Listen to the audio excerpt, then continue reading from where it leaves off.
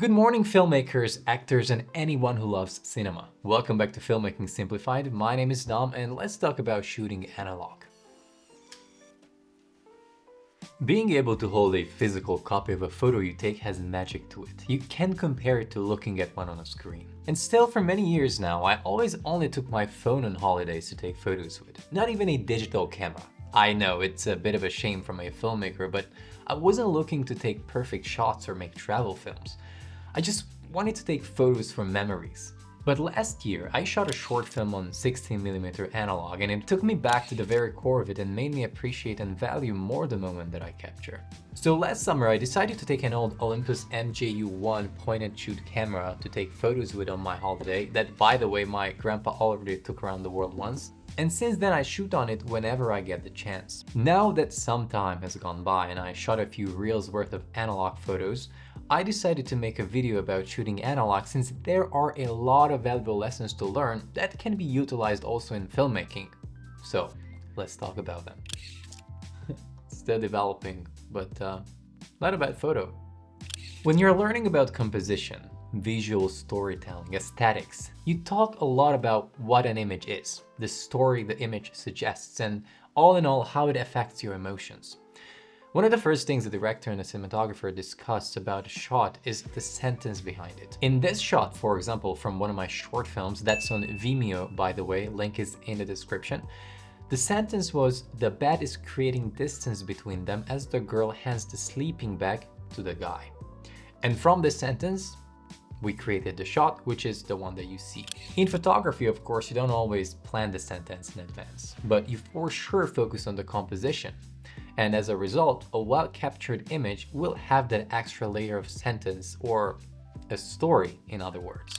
In this photo I took in Sardinia, Italy last summer, it's a fairly empty beach at the bottom of a mountain where kids are playing football. In fact, it's the moment right before there is or there isn't a goal. To me, this image just speaks so much. Or this other one that I also really like, in Bari, which is in the Puglia region of Italy, there's a traditional pasta called orecchiette. Italian ladies sit on the streets of the old town in Bari and make these and sell them, of course, and in the meantime they're answering questions from tourists about their work, about their life, etc. Io mantiene te il metto di sé, fai la dieta, mangi il pane integra, voilà, non va. This photo is unfortunately out of focus, but it still speaks about so many things. How she's become a tourist attraction, doing something that's just part of her heritage. It makes me think about her story, how her life has been, and whether or not she enjoys doing this. Of course, what an image talks about is often subjective. One person perceives one thing and the other one a different one. But it's you that chooses the moment to take the photo of. And the photo will have a meaning to you as the artist, as the photographer, and then it will have different meanings maybe for the viewers. So to me, the first and most important takeaway is being on the lookout for stories, for moments worth capturing. And in order to be able to do that, we need to slow down. And since you don't have 1,000 chances on an analog camera, you will slow down and you will think twice before pressing the shutter release button. Also, you will most likely take longer finding the right composition and making sure that the photo will turn out nice.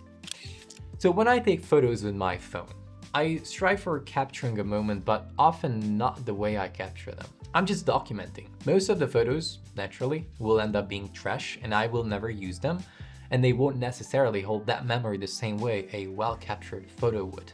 But when I start taking photos with this one, it forces me to try to pay more attention to my composition. That of course doesn't mean that all of the analog photos that I take will be perfect. I will try my best and sometimes they turn out bad or, just not interesting. And a lot of photos that I took since last summer are bad indeed. They're wasted photos. But at the same time, after I took them, I usually realized what my mistake was. And the next one, turned out fine.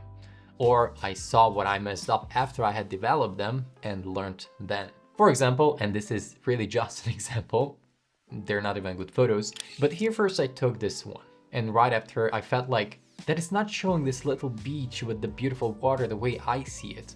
Why is that? Because the emphasis is not on the beach in this one. There isn't an emphasis on anything really. That is my perception. When I looked at the beach, my eyes focused on the crystal clear water. So in the next one I took, I made sure that I am showing the beach the same way I see it in real life. And as you can see it's much better. Could we work on composition a bit more? Definitely. But that's the whole point. Now you might ask, so Dom, why not learn composition on a digital camera or with a phone that I can take as many photos with and try out as many angles as I want without going bankrupt on buying film reels? And the answer is that of course you can, and in fact you should. What I'm saying is that we tend to forget about all this when we take photos with a phone or digital camera. Not everyone, maybe not you, but when we go back to analog, we suddenly remember the importance of it all and the value of it all, simply because we're limited by the amount of photos that we can take with this. And that makes an analog photo much more special. Because first of all, it's limited to one film reel at a time, which can either be 24 or 36 photos. Then of course it's limited by money, because a photo with this costs around $1 completely developed. So you really think twice about what to use that money for, which connects back to the very first thing that I talked about regarding moments and stories. It's a back and forth effect. In my opinion, analog photography makes you more sensitive to look for those moments worth capturing, and by moments I mean everything that you might take photos of. In other words, you'll be on the lookout for beauty in this world that we often go past. By noticing small things and thinking about the story behind them, you'll grow as a storyteller, which is very important for a filmmaker. Now, another aspect of taking analog photos is having to be sure that the photo will be technically good. Since you don't have 1,000 options, especially on a point and shoot like this one, you have 0 options. You have flash, and that's it. So you must solely rely on the film that you're using. This is Kodak Gold 35mm 200 ISO, and of course the camera's features. Of course, you have a more professional analog camera. You can set up a lot more things on it with like a proper lens. With a point and shoot, you can't, but that's the beauty of it. You need to kind of learn how to trick its automatic system. For example, you focus on your subject, you put the shutter release button, so that's where the camera puts the focus, but then you can change your composition a tiny bit, and then when you take the photo, your subject will still be sharp. Whereas, for example, if now my teleprompter is the subject, here it's in the middle. If I take the photo, it's probably sharp, but if I go to the side a bit because I want to compose the image in a way that the teleprompter is on the side, and if I put the shutter release button, the focus might not be on the teleprompter, but it's gonna be on the wall behind it. So there are these little tricks that you have to learn with a point and shoot. And you have to do all this because once you have taken the photo, you can't twist it and tune it limitlessly like you could with a raw image file. If it didn't turn out nicely, like this one for example, then that's it for the moment. Unless you took a cheeky digital one just in case, because you kind of knew that it would turn out bad. All this, of course, doesn't mean that digital photo and cinematography is bad. It's not at all, it's amazing. But we tend to be a little bit less disciplined in all regards with digital. Analog teaches us to appreciate and value time, because a moment doesn't last forever. So I just think that it's worth implementing the analog discipline into digital photography and filmmaking on all levels, from beginner to professional. Like, it was truly amazing to see on my film set, because we were working with analog like I mentioned before, how disciplined the whole thing was. How they touched the film reel cassette, how they touched the camera, how carefully we prepared for each shot, since we knew that once the camera starts rolling, it's like burning money, because you can't delete a take like on a digital camera to free up some space. You have a certain amount of film reels that you can work with, and if you run out of them, then that's it. That's a wrap on your film, unless you have the money to buy more. Now, naturally, if someone doesn't care about composition and art, that's another thing entirely. But nowadays, I think someone who decides to spend the money to shoot analog, they want to take good pictures. Besides, I'm talking to you guys who are most likely here to learn filmmaking or get someone else's perspective on a matter that interests you. So this has been mine. Let me know what your take well, literally, on this and what you think.